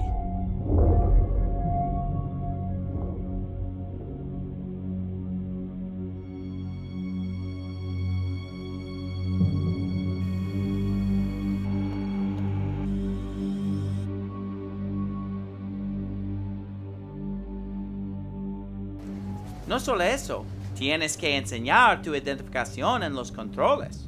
Tienes que enseñar identificación para montarte a un tren. Tienes que enseñar tu identificación para subir a un avión. ¿Y sabes qué? Muy pronto vas a tener que mostrar algo más. Ok, vamos a ver la mano derecha. Bueno, ya está bueno para ir. Buen día. Tal vez cuando la gente leyó la Biblia hace unos cientos de años, no lo vean ello en la misma forma que lo miramos nosotros. Es por eso que creo que esto puede estar cerca. Los cristianos de hoy no están preparados para esto por nada. ¿Sabes lo que tienes que hacer? Es necesario prepararse espiritualmente y estar listo. Tienes que estar listo. Tienes que estar preparado. Es por eso que Dios nos advierte y nos advierte y nos advierte y nos advierte. Por eso Pablo advirtió a la gente de su generación. Él dijo, les advertimos. En verdad, cuando estábamos con vosotros, os dijimos antes que habíamos de pasar tribulaciones, y así tenemos que ser informados para entender que esto viene, para que podamos aguantarlo. Cristianos hoy no han sido advertidos acerca de los eventos que van a enfrentar durante la gran tribulación. En lugar de eso, pastores están enseñando que el rapto va a suceder antes que el anticristo comience su guerra con los fieles, y el que el rapto va a ser el primer evento en la línea de tiempo profética de Dios. Esta doctrina es conocida como inminencia y enseña que Jesús podría regresar en las nubes a cualquier momento y que no van a ser señales de su venida. Al contrario, hay eventos que necesitan tomar lugar antes de su llegada. Probablemente has escuchado esta doctrina que dice que Jesús podría venir hoy. ¿Quién ha escuchado este antes? Es conocido como el avecinamiento. Ellos creen que Jesús va a venir a cualquier minuto. Yo le he preguntado a mucha gente cuando ellos me dicen que Jesús puede venir a cualquier momento, ¿dónde está eso en la Biblia? Lo que me dicen es, bueno, no tengo la información conmigo, no sé el capítulo exacto, pero yo sé que Jesús dijo que nadie sabe el día ni la hora. Yo digo, déjame ayudarte. Él lo dijo en Mateo 24:36. Déjame leerte lo que la Biblia dice, porque esta enseñanza es muy popular en la cristianidad hoy. Si te fueses ahora misma a una librería cristiana, ellos tienen toda clase de libros, videos. ¿Quién ha escuchado de la película Dejados Atrás? Completamente un cuento de hadas. No tiene nada que ver con la Biblia y es completamente antibíblico. La Biblia dice en Mateo 24:36, pero del día y la hora nadie sabe, ni los ángeles del cielo, sino solo mi Padre. Y la gente van a tomar este versículo y decir, aquí está, nadie sabe el día ni la hora. Esto significa que puede suceder a cualquier momento. Pero él dice, ese día nadie sabe el día o la hora. Entonces la pregunta es, ¿qué día? Es el día que él acaba de hablar acerca. Si regresamos al versículo 29, él dice el día es después de la tribulación. Él dice en el versículo 29 de Mateo, e inmediatamente después de la tribulación de aquellos días, el sol se oscurecerá, y la luna no dará su resplandor, y las estrellas caerán del cielo, y las potencias de los cielos serán conmovidos. Él describe los eventos que van a suceder. Y él dice en Mateo 24:36, pero del día y la hora nadie sabe, ni los ángeles del cielo, sino solo mi Padre. No sabemos el día ni la hora, pero una cosa sí sabemos es que es después de la gran tribulación. Las personas que creen en el rapto antes de la tribulación hacen gimnasia mental. Las personas que creen en la doctrina del rapto antes de la tribulación, cuando les tratas de enseñar dónde dice exactamente qué sucederá después de la tribulación en Mateo 24, ellos dicen, eso no es acerca del rapto, no es el rapto. Y tú les preguntas, ¿cómo lo sabes? Y ellos responden, porque es después de la tribulación y por supuesto nosotros sabemos que el rapto es antes de la tribulación. Pero si tú les preguntas dónde exactamente en la Biblia dice que el rapto sucederá a cualquier minuto, ellos te dicen que nadie sabe el día ni la hora. Y tú les dices, pero dijiste que esto no tenía que ver con el rapto. Entonces cuando dice que es después de la tribulación, Mateo 24 no se trata del rapto. Y cuando dice, dos están en la tierra, uno fue llevado y el otro fue dejado, entonces eso es acerca del rapto de nuevo. Solamente cállate y haz lo que te dije. Cállate y cree en la doctrina del rapto antes de la tribulación, porque yo lo digo. Tú dices, enseña los dos lados. Sé justo y enseña los dos lados. Bueno, esto es lo opuesto. Cállate y cree lo que te digo y no me hagas preguntas. Cállate y créelo porque yo lo dije. Esta es la doctrina del rapto antes de la tribulación. Es la verdad, ellos no tienen nada.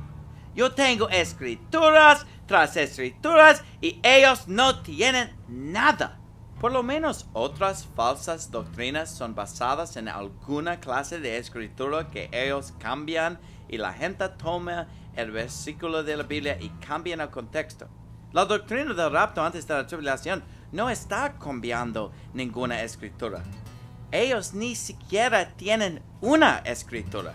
No hay escritura que dice algo acerca del rapto antes de la tribulación. Es solamente una doctrina que no está basada en las escrituras de ninguna manera. Está basado en tradición, está basado en algún libro que alguien leyó. No es basada en la Biblia. No vino de la Biblia. No tiene sus orígenes de la Biblia. Yo encuentro que cada vez que explico esto a los cristianos que no son pastores, no tienen problema entendiendo esta doctrina. son los predicadores que tienen un problema con esta doctrina, y es porque la doctrina del rapto antes de la tribulación es una doctrina muy popular. Si quieres ser popular, necesitas enseñar esta doctrina. Si tú estás enseñando que el rapto es después de la tribulación, no serás popular. Vas a ser odiado, vas a ser blasfemado, vas a ser rechazado por la mayoría de los pastores, igualmente como Jesucristo nuestro Señor. Antes yo creía en el rapto antes de la tribulación. Es lo que aprendí cuando era niño y no tenía razón de cuestionarlo. Pero cuando aprendí la verdad y comencé a ver lo que la Biblia actualmente enseña, tuve que tomar una decisión personal. Si iba a predicar lo popular o si iba a predicar la verdad. Yo personalmente en mi vida he sido atacado. Gente han hablado mal de mí, simplemente por mi posición en la doctrina del rapto. Pero espero que si estás viendo esto o escuchando y estás empezando a ver la verdad en relación a esta doctrina, que nos ayudes y tomes un paso de fe a cambiar el rumbo y a cambiar lo que la gente sabe de esta doctrina para poder enseñarles que es falso. Otro verso importante es 2 Tesalonicenses capítulo 2 versos 1 hasta 3. Os rogamos pues, hermanos, en cuanto a la venida de nuestro Señor Jesucristo y nuestra reunión con Él, que no seáis presentemente movidos de vuestro pensar, ni seáis conturbados, ni por espíritu, ni por palabra, ni por carta como nuestra, como que el día de Cristo está acerca. Dice, no está a la mano, no es el próximo evento que va a pasar. Por eso dijo, nadie nos engañe en ninguna manera, hablando del día del rapto, porque ese día no vendrá sin que antes venga la apostasía y sea revelado el hombre de pecado, el hijo de perdición. Entonces el Señor no va a venir hasta que primero venga la apostasía y el hijo de la perdición sea revelado. Lo único que es inminente es que el anticristo va a venir. La Biblia nos dice que el día de Cristo no está a la mano. Él dice, si alguien trata de decirte que el día de Cristo está a la mano, esta persona está mintiéndote. Esta persona es un engañador. Él dijo, no dejes ser engañado ni por palabras, ni por espíritu, o inclusive por carta diciendo de nosotros que el día de Cristo está cerca. No dejes que nadie te engañe, pase lo que pasa. El día no va a llegar hasta que los acontecimientos pasen primero. Simplemente el rapto no puede suceder a cualquier minuto. El sol y la luna van a oscurecer antes que el día del Señor llegue. La Biblia es muy clara. El día llegará cuando llegue la apostasía y el anticristo sea revelado. El anticristo va a sentarse en el templo de Dios y va a proclamarse Dios. El anticristo va a estar en poder antes que el rapto suceda. Es así de simple. Pero si lees en Lucas 17, viene cronológicamente antes de Mateo 24, porque Mateo 24 es un pasaje paralelo con Lucas 21. Entonces, en Lucas 17, nosotros leemos acerca del primer incidente grabado de Jesús enseñando a sus discípulos acerca de esta doctrina. La Biblia dice en Lucas 17, 26, y como fue en los días de Noé, así también será en los días del Hijo del Hombre. Comían, bebían, se casaban y se daban en casamiento hasta el día en que Noé entró en el arca y vino el diluvio y destruyó a todos. Así la Biblia dice, el mismo día que Noé entró en el arca, Dios derramó su ira con el diluvio. En el versículo 28 y 29 dice, asimismo también como fue en los días de Lot, comían, bebían, compraban, vendían, plantaban, edificaban, pero el día en que Lot salió de Sodoma, llovió del cielo fuego y azufre y destruyó a todos. Vemos una ilustración del rapto cuando Lot fue sacado de Sodoma. Hay dos ángeles que van a Sodoma, la cual representa el mundo, y sacaron a los creyentes antes que la ira de Dios sea puesta sobre la ciudad. El libro de Apocalipsis enseña lo mismo. El Señor Jesucristo manda a sus ángeles y colecta a los que creen. Solo después de esto comienza a poner su ira sobre el mundo. Este modelo de dejados atrás donde todos desaparecen y todo el mundo dice, ¿dónde están? Eso no es lo que la gente estará diciendo. Porque la Biblia dice que el mismo día en que vamos a ser tomados, Dios comenzará a derramar su juicio. Dios empezará a enviar una lluvia de fuego y azufre en esta tierra. La gente sabrá que algo está sucediendo. La gente está corriendo para salvarse.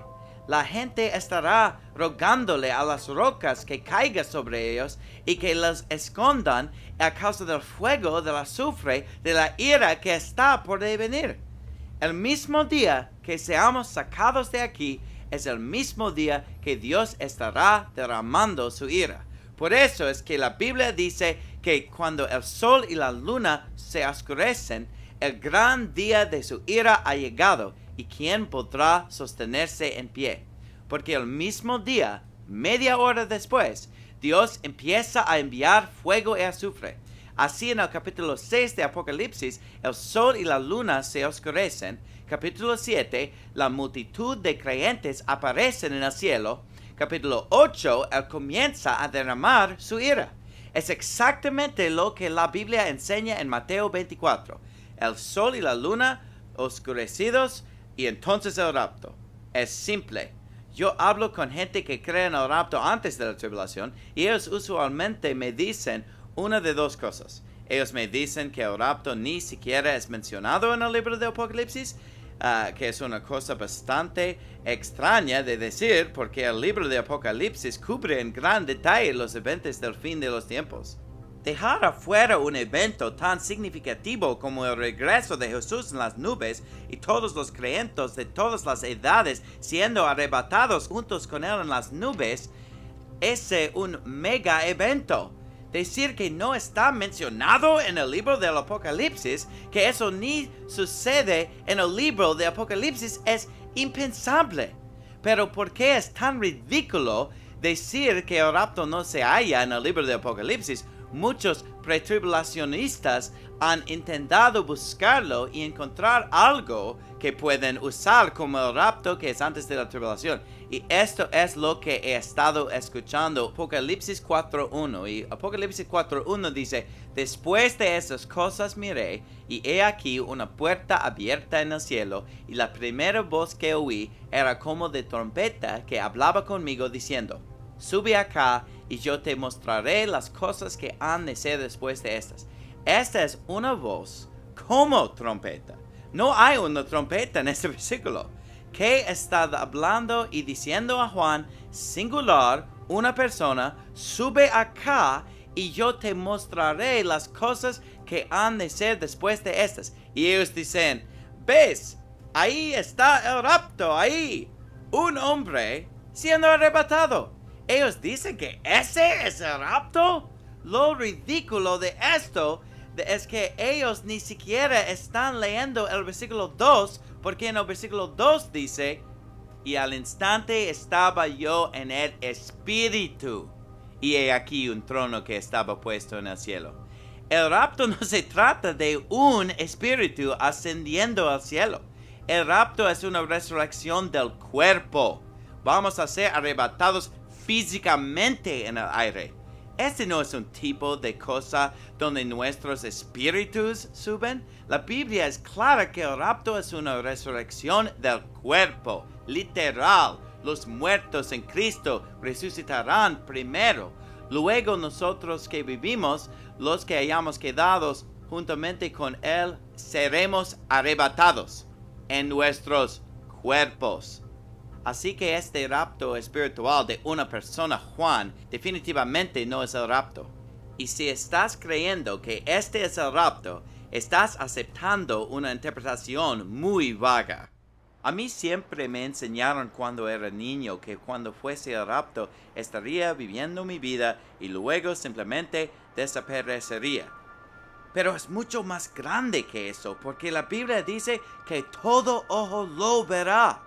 Vamos a ver el sol y la luna oscurecerse Dice en Lucas 21 que cuando vean que estas cosas comienzan a suceder, Él dijo, levantad vuestras cabezas, porque vuestra redención está cerca. Imaginen lo que será el momento en que el sol se oscurezca.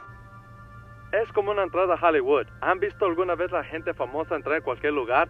Siempre tienen las luces papadeando, los canones y el humo y todo eso, y quieren impresionar a la gente. ¡Hey, mira a mí! Si lees Apocalipsis capítulo 6, Mateo 24, Marcos 13, Lucas 21, cualquiera de los pasajes que describen el sol y la luna oscurecerse, es realmente asombroso cuando lo ves. Y cuando el sol y la luna se oscuren, eso va a captar la atención de toda la gente en la tierra. Pero también dice que va a haber un terremoto, por si en caso estás ciego, todavía vas a tomar atención. Y entonces en ese momento de oscuridad total, Jesucristo viene en las nubes, iluminando el cielo completo. La Biblia dice que va a iluminar todo el cielo como el relámpago que ilumina de un extremo a otro del cielo. Y miraremos arriba y veremos a Jesucristo viniendo en las nubes. Sabremos que en cualquier momento seremos arrebatados para estar con Él. Espero vivir para ver ese día. Yo no sé si eso vaya a suceder durante nuestra vida. Espero que esto suceda durante mi vida. Espero poder soportar esa persecución y tribulación. La idea de que ocurre una segunda venida secreta donde la gente después tendrá que averiguar lo que pasó simplemente no es cierto. Va a tener la atención de todos en esta gran entrada hollywoodense. Estás correcto, porque en Apocalipsis 1:7 dice: He aquí que viene con las nubes y todo ojo lo verá. Nota que dice viene. Esa es la próxima vez que Él venga. Él viene en las nubes y todo ojo lo verá. A los incrédulos esto es algo que los va a asustar. La Biblia dice que cuando ellos lo vean viniendo en las nubes, estarán lamentándose, estarán llorando, estarán asustados. Pero para aquellos de nosotros que estemos esperando su aparición, vamos a estar entusiasmados. Estaremos excitados. Me encantaría que Dios use esta película para abrir los ojos de la gente a la verdad. Recuerdo cuando era más joven, ni siquiera me gustaba leer el libro de Apocalipsis, porque creía que no podía entenderlo, o que cada vez que lo leía me preguntaba, ¿realmente dice eso? ¿O realmente quiere decir eso? Cuando tuve la oportunidad de saber la verdad acerca del rapto, el entendimiento de las Escrituras se abrieron para mí. Ahora me encanta leer el libro de Apocalipsis. Cuando lo leo, lo entiendo tan claro.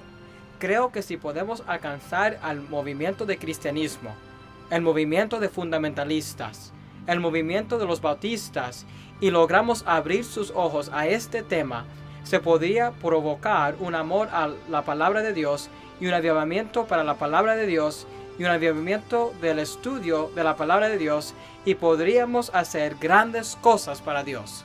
La razón por la que hicimos esta película no es para dividir puntos doctrinales o solo para corregir a alguien cuya interpretación de las profecías bíblicas sea un poco diferente a la nuestra. Ese no es el punto. Estos eventos son eventos reales que sucederán.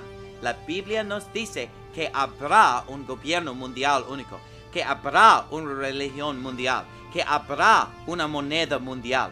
Esto no es solo una teoría de conspiración que la gente puede ignorar. Estos eventos realmente van a suceder. Habrá gente que será matada en masas. Va a haber persecución. Será diferente a todo lo que el mundo ha pasado, y los cristianos no están preparados para eso porque ellos han creído en la mentira del rapto antes de la tribulación. Dirás, Pastor Jiménez, ¿por qué importa esto?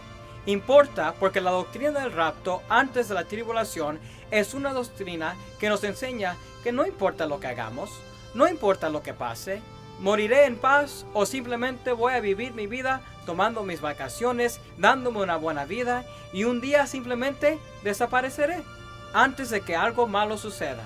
Esta enseñanza, siendo impartida a millones de personas, creo que es lo que ha causado que nos volvamos tan flojos y satisfechos con nuestro cristianismo. Necesitamos predicar, necesitamos educar a la gente y decirles, viene la persecución, Vete en tus vacaciones y haz todas las cosas que tengas que hacer, pero empieza a fortalecer a tu hombre interior. Empieza a leer las escrituras, empieza a caminar con Dios y a conocer a Dios. Empieza a estudiar la Biblia, porque puede haber un día cuando te la quiten para siempre. Hoy tenemos libertad para reunirnos, para abrir la Biblia, para predicar la palabra, pero puede venir un día cuando esta reunión que estamos ahorita sea ilegal, cuando esta Biblia sea legal, cuando el hacer lo que hacemos ahorita sea ilegal. Si tuviéramos un corazón para Dios, alcanzaríamos a la gente con el evangelio del Señor Jesucristo. Todo lo que tengo que decir es esto.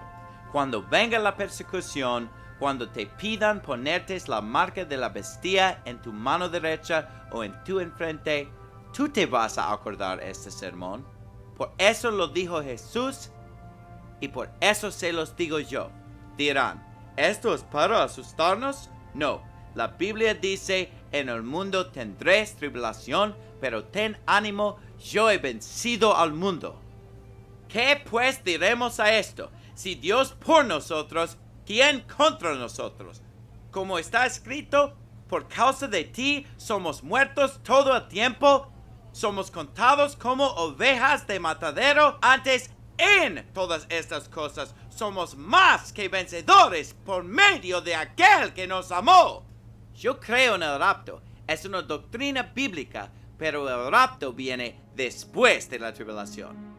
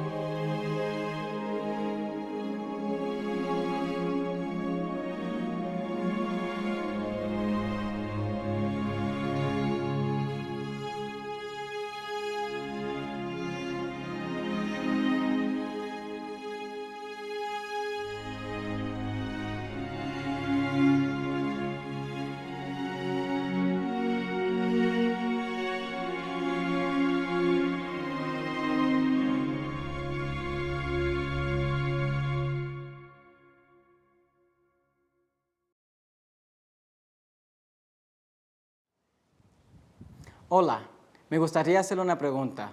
¿Usted sabe si muriese el día de hoy si fuera al cielo? La Biblia nos dice que usted puede estar 100% seguro que va a ir al cielo cuando se muera. Pero tiene que entender unas cosas. Primero, en Romanos capítulo 3, versículo 23, la Biblia dice, por cuantos todos pecaron. Es muy claro en las Escrituras que todos hemos pecado. Todos hemos quebrado las leyes de Dios. Y por eso tenemos que pagar por nuestro pecado. En Romanos 6:23, la primera parte del versículo dice, porque la paga del pecado es muerte. Entonces vemos que nosotros vamos a pagar por nuestro pecado por medio de la muerte. Cuando la Biblia habla de la muerte, no solo está hablando de una muerte física. En Apocalipsis capítulo 20, versículos 14 y 15, la Biblia dice, y la muerte y el infierno fueron lanzados en el lago de fuego. Esta es la muerte segunda. Entonces vemos que la muerte segunda es ser lanzado en el lago de fuego. Versículo 15 dice, y el que no fue hallado escrito en el libro de la vida fue lanzado en el lago de fuego. Entonces vamos a pagar por nuestro pecado, no solo por medio de la muerte física, pero de la muerte segunda, que es el lago de fuego. En Apocalipsis capítulo 21, versículo 8, la Biblia nos da una lista de la gente que va a ir al infierno. Mire lo que dice. Dice, pero los temerosos e incrédulos, los abominables y homicidas, los fornicarios y hechiceros, los idólatras. Ahora, esa es una lista de pecados muy malos. Pero mire lo que dice al final de esa lista. Dice, y todos los mentirosos tendrán su parte en el lago que arde con fuego y azufre, que es la muerte segunda. Entonces vemos que no importa qué tipo de pecado usted ha hecho, si el único pecado que usted ha cometido es el pecado de una mentira, la Biblia nos enseña que hasta ese pecado lo ha condenado al infierno. Entonces vemos que todos estamos condenados al infierno, el lago de fuego, por nuestro pecado. En Romanos 6:23 leí la primera parte que dice, porque la paga del pecado es muerte, pero la segunda parte dice esto, mas el don de Dios es vida eterna en Cristo Jesús, Señor nuestro. La Biblia nos dice que Dios le quiere dar un don. Esa palabra significa regalo. Es algo que Dios le quiere dar a usted. En Efesios capítulo 2 y versículos 8 y 9, la Biblia nos explica un poco más de este don que Dios le quiere dar a usted. Dice, porque por gracia sois salvos por medio de la fe. Si nosotros vamos a ser salvos, es por medio de nuestra fe, pero es por la gracia de Dios. Eso significa que es algo que Dios nos dio, no lo merecemos. Dice, y esto no de vosotros, pues es don de Dios. Porque es algo que Dios le quiere dar, porque es un regalo que Dios le está dando, no es de vosotros. Nosotros no nos salvamos a nosotros mismos. Somos salvos por la gracia de Dios, por nuestra fe en lo que Él hizo, y es algo que Él nos da. En versículo 9 dice, no por obras, para que nadie se gloríe. Muchas religiones hoy quieren enseñarle a la gente que si usted va a ir al cielo, usted tiene que ser religioso. Usted tiene que ir a la iglesia. Usted se tiene que arrepentir de sus pecados. Usted tiene que dar ofrendas. Usted tiene que ser bautizado. Pero la cosa es esta. Si usted tiene que hacer algo, cualquier cosa, para ser salvo, entonces esa salvación no es un don. No es algo que Dios le ha dado a usted. No es un regalo. Si usted tiene que hacer algo, entonces esta salvación es por sus obras. Y la Biblia nos dice que es no por obras, para que nadie se gloríe. En Juan capítulo 3 y versículo 16, la Biblia nos dice, porque de tal manera amó Dios al mundo, que ha dado a su Hijo unigénito, para que todo aquel que en Él cree no se pierda, mas tenga vida eterna. La Biblia nos enseña que el Señor Jesucristo nació de una virgen, Él era Dios, y Él vino a este mundo, murió en la cruz, fue sepultado y resucitó a los muertos para pagar por nuestros pecados. Él no murió para pagar sus pecados porque Él nunca pecó, pero murió para pagar mis pecados, para poder darme la salvación. Una cosa más que vemos en este versículo es que Dios nos quiere dar vida eterna. La palabra eterna significa que nunca va a acabar. Es vida que es para siempre. Y si es para siempre, entonces nunca se va a acabar, pero también Dios nunca se la va a quitar. En Romanos capítulo 3 y versículo 36, la Biblia nos dice, el que cree en el Hijo tiene vida eterna, mas el que es incrédulo al Hijo no verá la vida, sino que la ira de Dios está sobre él. Aquí vemos que usted va a tener la vida. Usted tiene vida eterna cuando cree en Jesús. Entonces no es algo que usted va a recibir en el futuro. Es algo que usted tiene el momento que cree en el Señor Jesucristo. En Tito capítulo 1 y versículo 2, la Biblia nos dice, en la esperanza de la vida eterna, la cual Dios, que no puede mentir, prometió desde antes de los principios de los siglos. Aquí vemos que Dios no puede mentir. Si Dios le promete a usted vida eterna, entonces va a ser eterna. Nunca se va a acabar, nunca se la va a quitar. Y si usted puede perder su salvación por medio de un pecado que usted cometió, entonces esa salvación no es una salvación que Dios le ha dado, pero esa salvación está basada en sus obras. Y por eso vemos que la salvación no es por obras. Yo no la puedo recibir por algo que yo he hecho, y cuando yo la tengo, Dios no me la va a quitar por medio de algo que yo he hecho. Es algo que Él nos ha dado por su gracia, y lo único que nosotros tenemos que hacer es poner nuestra fe en el Señor Jesucristo. Ahora, si usted quiere recibir ese regalo, la Biblia nos explica cómo usted puede hacer eso. En Romanos capítulo 10 y versículo 9, la Biblia dice que si confesares con tu boca al Señor Jesús. La Biblia nos dice que si nosotros abremos nuestras bocas y le confesamos, no a un sacerdote, no a un pastor, pero al Señor Jesús, y creyeres, esa es la fe, en tu corazón. Bueno, ¿qué es lo que vas a creer? Que Dios le levantó de los muertos. Si usted cree que el Señor Jesucristo murió en la cruz, fue sepultado y resucitó a los muertos para pagar sus pecados, la Biblia nos dice que si confesares con tu boca al Señor Jesús y creyeres en tu corazón que Dios le levantó a los muertos, serás salvo. Recibimos la salvación por confesar con la boca y creer en nuestro corazón. Si usted cree lo que la Biblia dice, que es un pecador condenado al infierno, si usted cree en el Señor Jesucristo, que Él vino a este mundo, vivió una vida perfecta, murió en la cruz, fue sepultado y resucitó para pagar nuestros pecados. Si usted cree que Dios le quiere dar un regalo a usted, y es la vida eterna, nunca se va a acabar, nunca se la va a quitar. Y no es por medio de sus obras, de su religión, de algo que usted ha hecho, pero es solo porque Dios lo pagó en la cruz. Jesucristo se la está dando a usted por medio de su sacrificio. Si usted tiene fe en todas esas cosas, me gustaría ayudarle a confesar con su boca. Yo voy a decir una oración, y si usted quiere recibir el regalo de Dios, puede repetir esta oración conmigo. Hay que orar. Señor Jesucristo, yo sé que soy pecador, condenado al infierno. Te pido que me des la salvación.